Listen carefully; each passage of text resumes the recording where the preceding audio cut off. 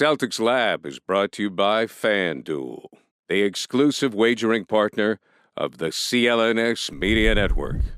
Alrighty, welcome back to the Celtics Lab podcast. I'm your host, Cameron Temptabai. I'm joined by Dr. Justin Quinn. This episode is brought to you by FanDuel, the exclusive wagering partner of the CLNS Media Network and BetterHelp. You deserve to be happy.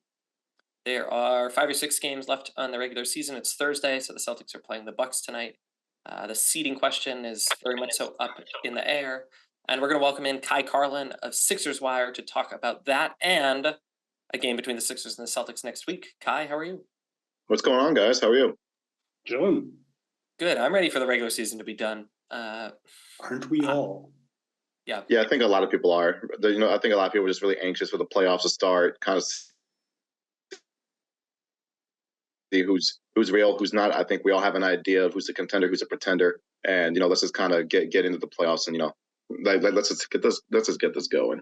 That's just kind of everybody's feeling. This is the first season. I've never really been an advocate for shortening the season. I mean, I get all the arguments. I've just never been that persuaded by them. This is the first time where I'm like, yep, it's too long. It's categorically too much. 10 games less, man. Make it happen. I think we'd be good with 72 games, in all honesty. Yeah. I don't know. Off-season pod topic, I suppose. But certainly we're all ready for the postseason, but we don't know what the seeding is going to look like. And let me try to do this off the jump, but someone fact check me if they need to. Milwaukee's up 3 games over Boston for the 1 seed, and the Sixers are 5 games back. The Celtics will play the Bucks 7.5. and Cleveland 7.5. The Bucks and Celtics will play tonight. Most people will listen to this after that game, I assume.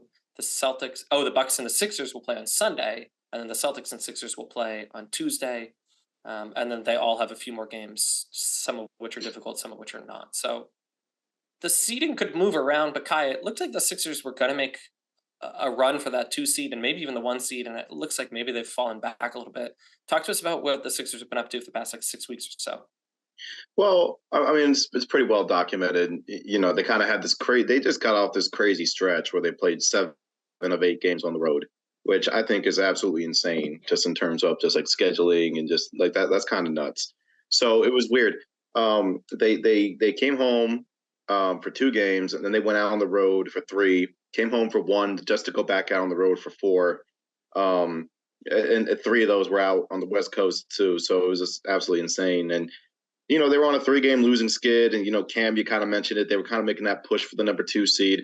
They had a really good opportunity, and then James Harden missed their win over the Chicago Bulls on March 22nd, and he then missed their 3 losses to the Golden State Warriors, Phoenix Suns, and the Denver Nuggets. And then he returned on Wednesday, March 29th, to knock in their win over the Dallas Mavericks.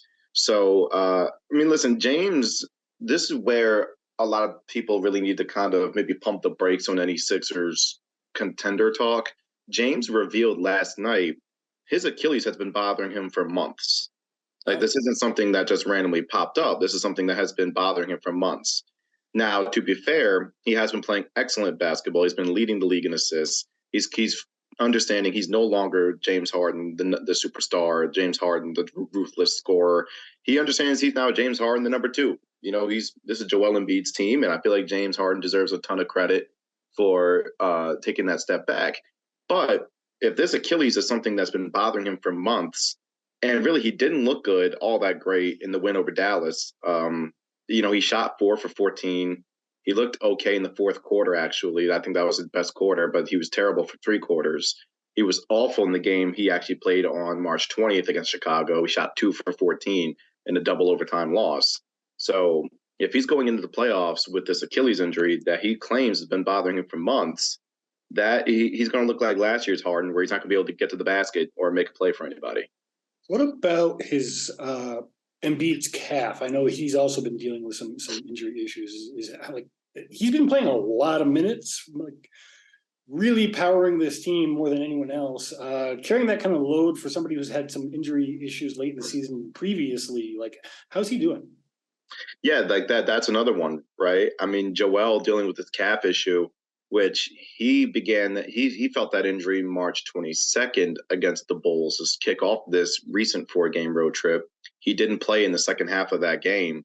Now, the Sixers will say that Joel could have played in that game if Philadelphia wasn't, kicking the crap out of the Bulls that night. And who knows, maybe he could have. Because, remember, he did play against the Warriors and the Suns, he played in both the back-to-backs that night. But then he sits out the Denver Nuggets game, and that sparks a bunch of controversy just because Joel versus Jokic, which I totally understand because it's kind of a bad look when you're sitting out against, the guy you finished up as the runner-up to MVP the last 2 years. So, listen, he said on Wednesday after the win that the cap is good enough for him to play. I'm going to assume that the Sixers will sit him out at least half of these 6 games. I'm going to assume he plays against the Bucks on Sunday. I'm also going to assume he plays against the Celtics on Tuesday, just because there is technically a chance the Sixers could surpass Boston. They're only 2 games back of the C's with 6 games left. And I would say it's more than a chance based on what I've been seeing lately, but that's a whole other conversation we don't need to have right now. Honestly, I just feel like Boston doesn't care about the regular season. They're at a point where it's just like, dude, we know who we are. We're going to go into the postseason. We're going to kick everybody's ass. Like, that's kind of like where I see the Celtics at. But the Sixers are kind of at a point where, like, going into these playoffs, right? I think Milwaukee and Boston are like in their total, like, their own class in the Eastern Conference. The Sixers are in their own. They're like tier 2 by themselves, and then it's the rest of the Eastern Conference playoff teams.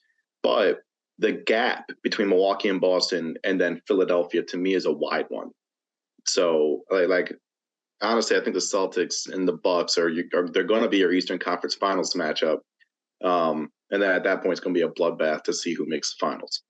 Feels like your if healthy is our if locked in. Yeah, but you can easily lock in though. You can just easily lock in because you've seen it in the past. The biggest example, that I randomly think of all the time, there are 2 examples. One was the LeBron Wade Bosh Miami Heat, when I think during the regular season, Brooklyn. Do you guys remember the Brooklyn Nets teams with Kevin Garnett, Paul Pierce, and Darren Williams? They would kick the crap out of the Heat in the regular season. Yeah. And then the Heat would kick the crap out of them in the playoffs, and it wouldn't even be close because the Heat they locked in. Now, granted, we're talking about those teams won championships, and this team has not. Sure, like this Celtics team hasn't, but the fact that they've been there, done that though, and like they've been to the finals. We're talking about Jason Tatum. We're talking about Jaylen Brown. I know Jaylen Brown has been in the news in Boston recently for the wrong reasons, at least for Celtic fans.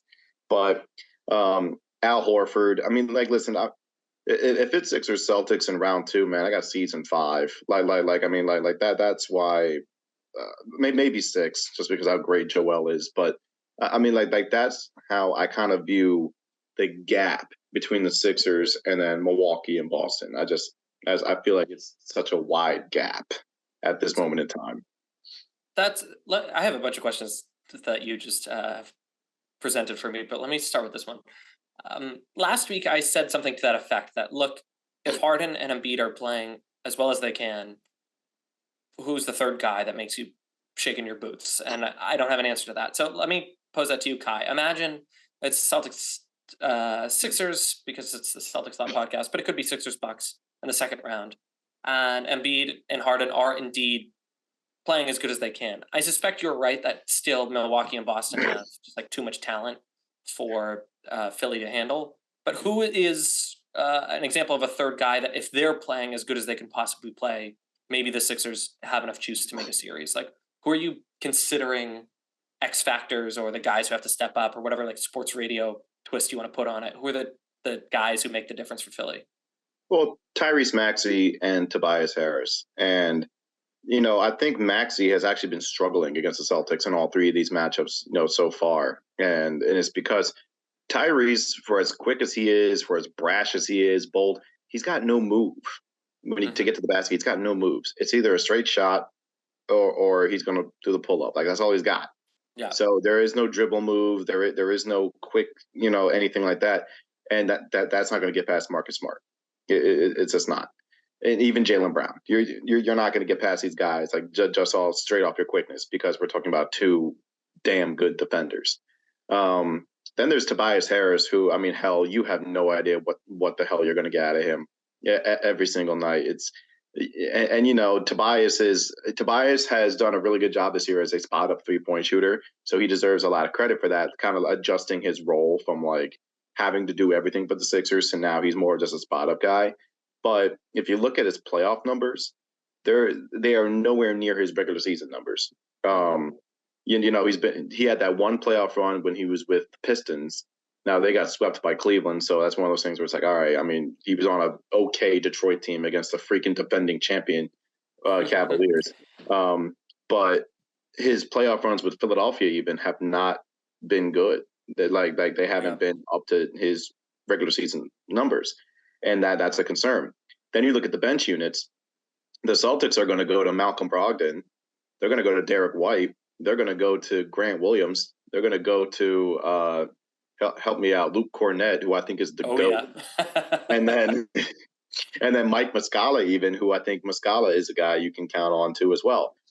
With the Sixers, I feel like when you go to the bench, you can count on DeAnthony Melton, but I think George Niang, if Niang is hitting threes, you can't play him because he's not the greatest defender in the world. I will give him credit. He has improved as defensively this year. You can see it. His feet are moving faster. He's better with his hands, but just like you could just see it. Like even Wednesday against the Dallas Mavericks, he had so many defensive mistakes that allowed Kyrie Irving to get off and allowed Josh Green to get off, and Luka victimized him, which Luka victimizes everybody. But I mean, George, like Niang is, to me, if he's not making threes, he's not going to be much of a factor out there. While the Celtics, you have so many guys that you can turn to. So many guys to just turn to, and I feel like that's going to be a huge difference in a Sixers Celtics series. Also, Paul Reed, as much as the entire Philadelphia area loves Paul Reed, and when he plays a good, really, really good team like the Celtics, you kind of can't really use him because he gets into foul trouble too much. And then there's PJ Tucker, who I think PJ will make a few plays. I mean, you guys are familiar with him in the Eastern Conference Finals last year against the Miami Heat. I feel like PJ will make a difference, but it will be a little difference. It's not going to be like a wow, PJ swung the series. It's going to be like, wow, PJ made a couple plays here and there. He is 37, and I feel like a lot of people do kind of remember that. And he's also 6'5". He's not tall, and I feel like that's going to play a factor in this one as well. And I suspect Doc Rivers, being Doc Rivers, will play PJ because he likes veterans. I mean, and PJ will play the 5. Like, there are going to be some stretches where PJ will be the backup 5 to Joel. So it's going to be interesting. If the season ended today, I think they would play Brooklyn round 1, which they'll blow through Brooklyn in 5 games. But they better. Exactly. But those guards will give the Sixers trouble as well, and that's another one too, guys. Like, I haven't even gotten to the perimeter defensive issue. Like, James with this Achilles issue, he was never the greatest defender to begin with, but now he's got to guard Jason Tatum and Marcus Smart and Jaylen Brown and Derek White, Malcolm Brogdon with a bad Achilles, and Tyrese Maxey. Maxey is a good ball pressure defender where he's going to get up into you full court, but the minute you get past him half court, he's not a good defender at all. So, there's always going to be different factors in this one. So I'm going to take off my sports radio hat and put on my daytime television hat and ask a question with a silly frame. But it's born out of kind of an interview that Embiid recently gave where he kind of, I think it was with The Athletic, correct me if I'm wrong, but he kind of pushed back on this idea that there's expectations on him. Kai, I'll ask you to summarize a little bit more succinctly, but basically he said, look, there's other guys in the league with more accolades to their name. They should be under more pressure than me. So Kai, I want to ask you, and then Justin, I'll ask you on balance about the Celtics. What is the state of expectations for the individuals and for the players in the Sixers locker room, like that they're holding themselves accountable to? And then Justin, same, I'll ask you to do the same for Boston. If I think JJ Redick said it on ESPN's First Take the other day, if they don't make at least the Eastern Conference Finals, there's going to be sweeping changes, that like in this organization, sweeping changes. Think about it. you're Daryl Morey, and this entire offseason was all about getting tougher and getting playoff guys that you can play like in the postseason, guys that you can rely on in bigger moments, right? And if you fall in the second round for the fifth time in 6 years, yeah, something's got to change. Something's got to change. And the one constant has been Joel Embiid. They have changed everything around him, from Brett Brown, the coach, to Doc Rivers. Ben Simmons is gone. It's now James Harden. I guess Tobias Harris has been there. This will be his fifth playoff run with the Sixers. But and it's just like, I think JJ Redick said the other day, like, there are going to be sweeping changes in this organization if you don't get past round two, which, as you guys know, I don't think they do get past round two, whether they play Boston or Milwaukee. I don't think they're good enough. I don't think they're deep enough. I really just don't think they're on the same level as the Celtics or the Bucks. So let me, I'll swing it back to Justin in a second, but just for fun and for shock value, what is the likelihood that the following people are with the Sixers next season? First, James Harden. Listen, where there's smoke, there's fire. Like, I am not going to dismiss those Houston Rockets rumors. I'm not. And I know a lot of people are. Why would he go back to Houston? The Rockets are terrible. Because Houston's home. Houston is home. There's familiarity. There's, the possibility to be the man. He's good. He's cool with Jalen Green and Kevin Porter Jr. and the rest of those guys on that Rocket roster. So I really do believe that there's a very strong chance that James Harden leaves this offseason. I think there's a strong chance. I'm not going to, sit here and be like, oh, yeah, James is coming back next year. No, I think there's I really think there's a 50-50 chance that he leaves. Like I'm not going to sit here and, say he's back next year for sure.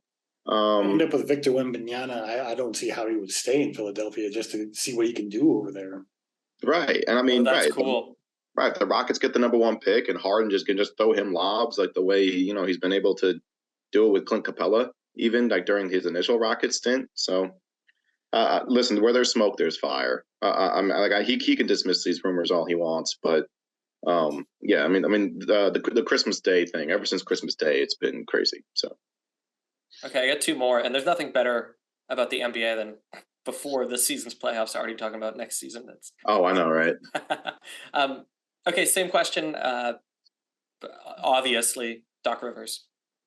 Doc.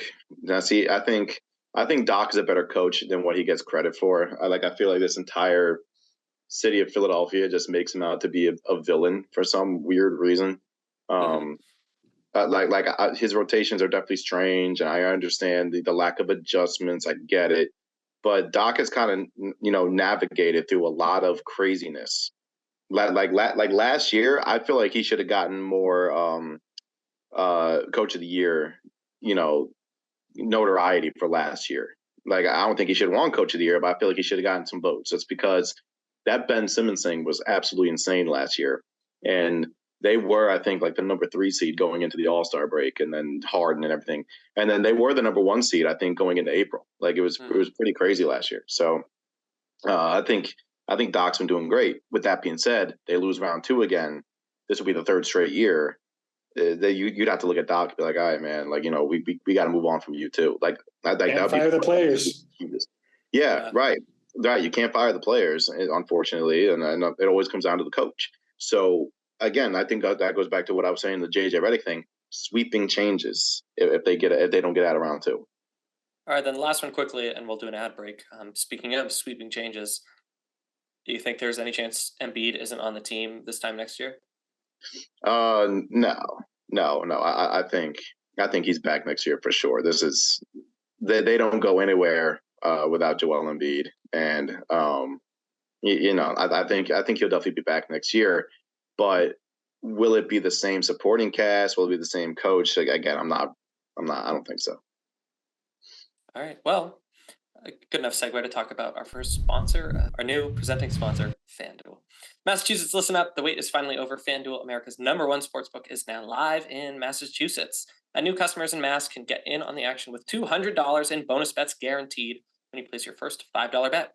Just sign up at fanduel.com/Boston. Finally, you can bet on all your favorite sports, from the money line to point spreads to player props and more. I think probably one of the most interesting things to wager on right now would be the MVP race. Kai, I do want to ask you about that next. But just quickly at a glance, we'll come back to that conversation. Do you think Embiid wins the MVP? I feel like he should win MVP. I feel like he should have won it last year. But the fact that Jokic ended up winning last year and the fact that Jokic will probably win this year, I'm not up in arms about it. You know what I mean? Like both guys deserve it.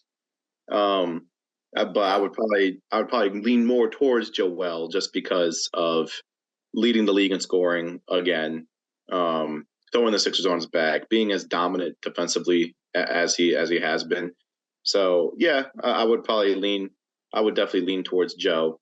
But if Joker does win, again, it's understandable. Like, I'm not going to sit here and write a hit piece like that about the NBA voters and things like that. I'm not going to be up in arms about it. So, well, I mean, listen. I would encourage you to go to fanduel.com/Boston and check out the lines to see where the MVP race is today. And if you have an inkling, you can use an app that's safe and secure and super easy to use. So don't miss your chance to get $200 free in bonus bets. Win or lose, visit fanduel.com/Boston and make every moment more on America's #1 sportsbook. You must be 21 and older and present in Massachusetts. First online real money wager only. $10 first deposit is required. Bonuses issued as a non-withdrawable bonus bet that expires in 14 days. Restrictions apply. See terms at sportsbook.fanduel.com. Gambling problem? Hope is here. Gambling help.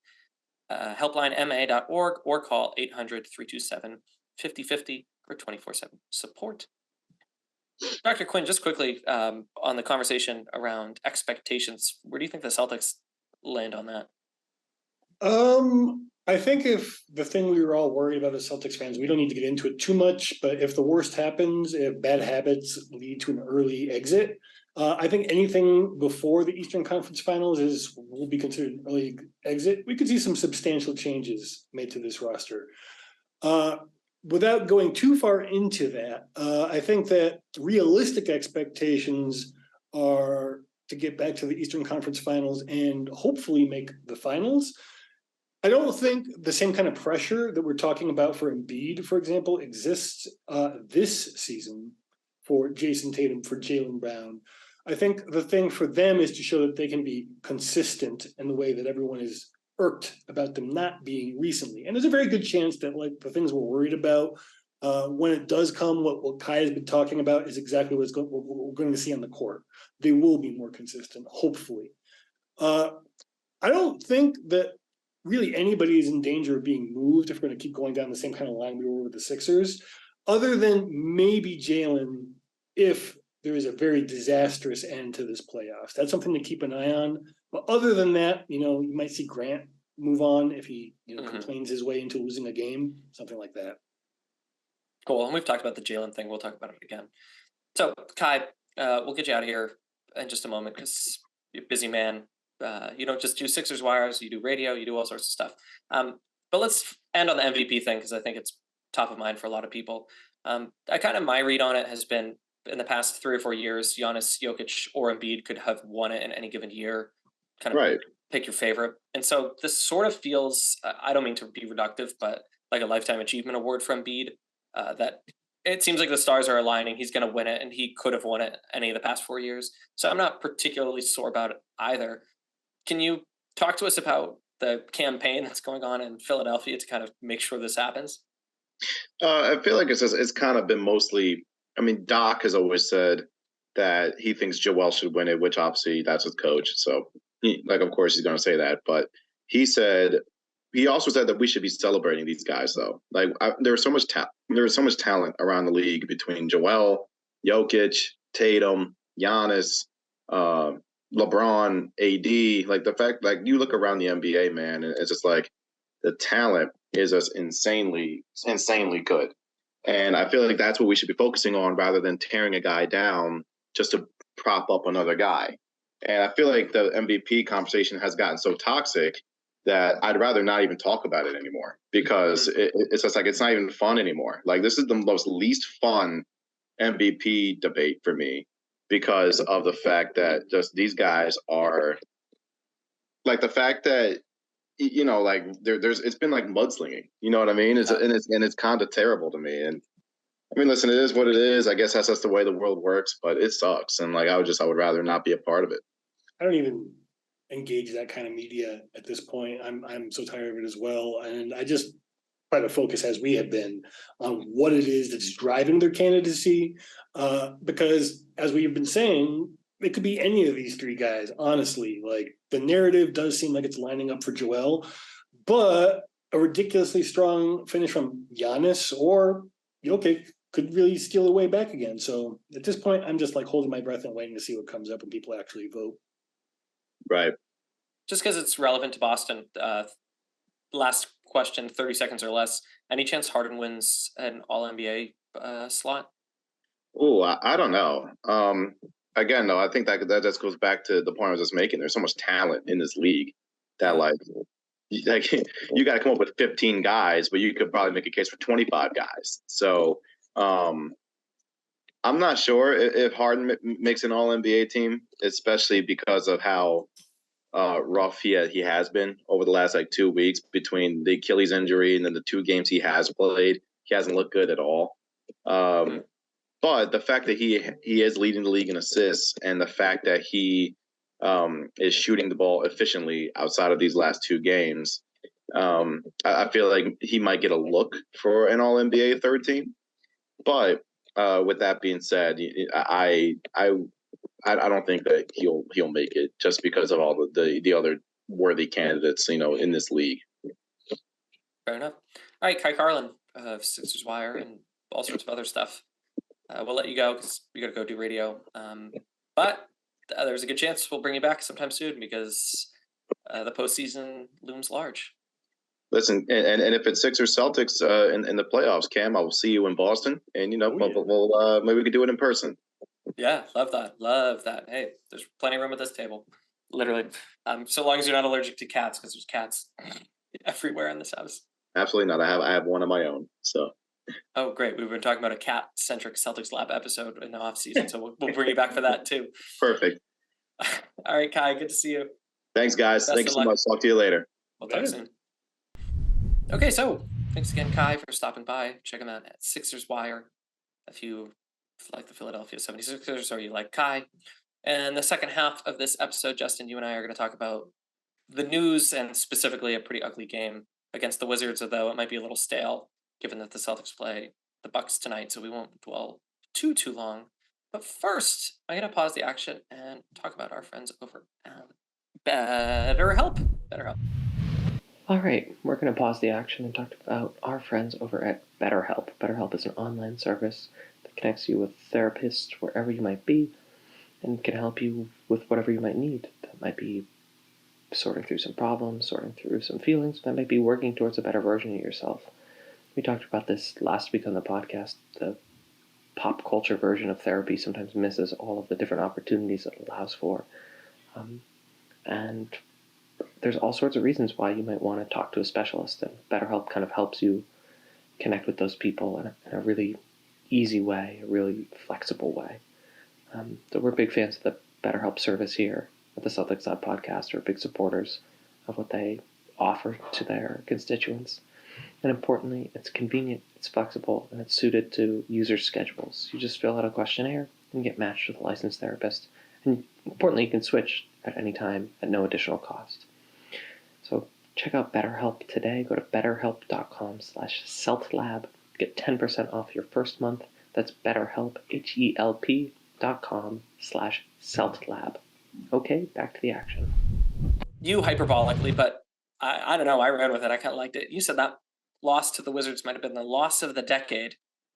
Tell us all about that. Hyperbole, but yeah, it really describes an emotion that, for a hot second after I wrote the recap for that, I really did feel like maybe I was, getting caught up in emotions, but it's not the game that bothers me. It's not the game that got under my skin. It's really not even at this point the whole covenant between fan and team. So let me explain what I mean by that. There is a basic expectation, at least in Boston, that it doesn't matter. I mean, it does matter if you're good, but that's, like if you are not talented as a person, that's not in your control. Yeah. But what is in your control is how hard you play, right? And if they don't care during the regular season, that's fine. But we've seen the similar problems manifesting themselves that have manifested for years and prevented them from breaking through to where do they want to go to. So they need to make a decision on whether or not consistency and good habits matter. And maybe they don't. Maybe they really can, as Kai was saying earlier, flip a switch. But I'm of the mind, and I think a lot of people are, that until you install that switch by showing you can win the finals, there is no switch to flip. So yeah, where I was at. I think I've used this ism before where Tom Brady used to talk about the Super Bowl being such a long journey that experience really matters. And I feel that way about the postseason insofar as it's basically a second season, and having been there is really helpful for understanding how to navigate it. But it just feels naive to suggest that the Celtics are wise and sage enough to be there. The Warriors are. That's why no one has counted out the Warriors at all this season. Yeah. We have every reason to believe that those are people who not only have won titles, but have been to the playoffs as older players. Like the Celtics have been, Jason and Jalen in particular, have been to however many Eastern Conference finals, but a lot of them have been kind of fluky. That Terry Rozier got them there. I mean, I don't want to take away from their own individual contributions, but this iteration of this team has been on 2 deep playoff runs, maybe 3. And really, it's not guaranteed that they can just turn it on. It's a new coach, new major pieces, new players trying new things. So I do, first of all, I didn't want to cut it to Kai's time, but I do think that that's a trap for the Celtics, is the suggestion that they can get punched in the jaw again and again and again and just walk away from it. The Washington Wizards punched them in the jaw and they couldn't recover from it. Yeah, maybe it was one of those nights, but what have we seen to show us that if the Phoenix Suns or the Golden State Warriors punch them in the jaw, that they are not going to just fold like a wet cardboard box? Yeah, and it's interesting. It goes back to Missoula's shtick, and Tatum kind of falls into this too, where they don't tip their hand on anything. And so the post-game commentary isn't helpful if you're a concerned fan. It was just another game. I appreciated Tatum's point. Basically, he said, a loss in December is not the same as a loss in March. And I get his point, and I fundamentally do agree. And I know that he is a little reserved in his explanation of games unless really provoked. But it feels a little unfair to fans who are worried about their favorite team to not really offer more in the way of an explanation. Or traffic. Traffic? Really? Anyway. Yeah. I don't know. I go back and forth. I mean, I'm not worried about the team yet. I believe, don't get me wrong. Like, I believe that they can beat any team in the NBA this season for the title, but they have to play like they played in the beginning of the season, which they have shown very little signs of being able to do consistently. Yeah, I mean, the whole winning isn't everything, but playing like you want to it's really easy for us to say, oh, they didn't want to win. Of course they wanted to win. They might have been less engaged, and the choices the coach made might have been confusing. I don't want to say that their heart's not in it, but I don't think that they're as dialed in as the postseason. And I don't know, there's something about it being an entertainment product that kind of irks me. Like when I have students ask me about it, it's like, all right, they're just children. They don't really understand what's going on. No offense to them. I don't mean to belittle them too much. But there's something disheartening if you're not a hyper-focused fan or a really knowledgeable fan to just see your team lay an egg like that. That, I don't know. There's something about the to use your term, the covenant between fan and entertainer, that something feels off the way that we, not just the Celtics, but like the way that we have built the regular season and the way that we're allowed to talk about it. Well, there's that, yeah. And like that, yeah, that's true. But again, they have a very specific problem that they have explicitly acknowledged was the reason they did not win the finals.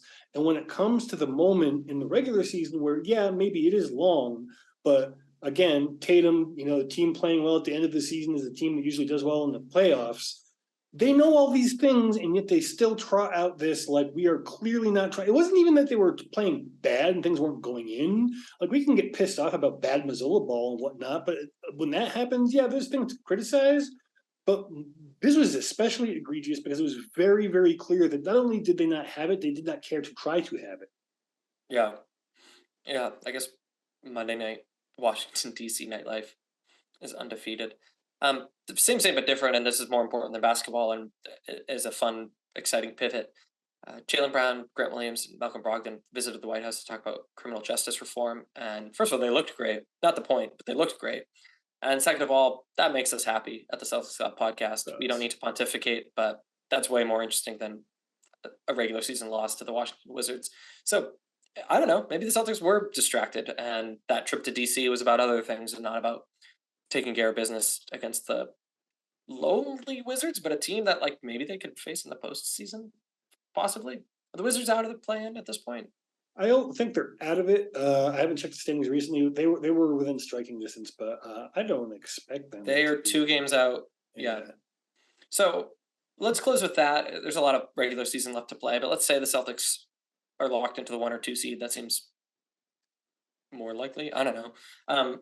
They could conceivably end up in a 3-6 matchup with the Miami Heat. Let's not even think about that. If that doesn't give you some motivation, y'all, I can't help you. Yeah, I mean, look, they're going to face one of the following teams in the first round. Probably not, but maybe New York. Probably not, but maybe New York. More likely Brooklyn or Miami, or realistically Atlanta, Toronto, or Chicago. Those are real teams. Going back to, there's a lot of depth in the NBA right now. All of those teams have players that could play like the best player on the court for 7 games. And that's usually the winning formula in the postseason.